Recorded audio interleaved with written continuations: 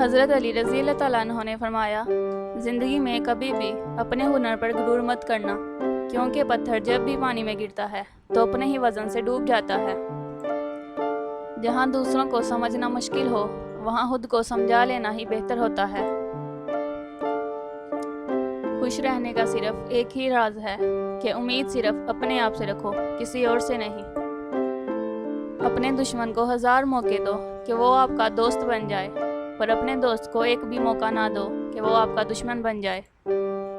عقل مند اپنے فیصلے خود کرتا ہے، جاہل عوام کی رائے پر عمل کرتا ہے۔ ہر کوئی دنیا کو بدلنے کا سوچتا ہے، لیکن خود کو بدلنے کا کوئی نہیں سوچتا۔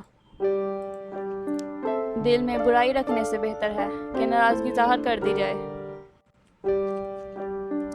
یہ 2 باتیں اپنے اندر پیدا کر لو، ایک چپ رہنا اور دوسرا معاف کر دینا، کیونکہ چپ رہنے سے بہتر کوئی جواب نہیں اور معاف کر دینے سے بہتر کوئی انتقام نہیں۔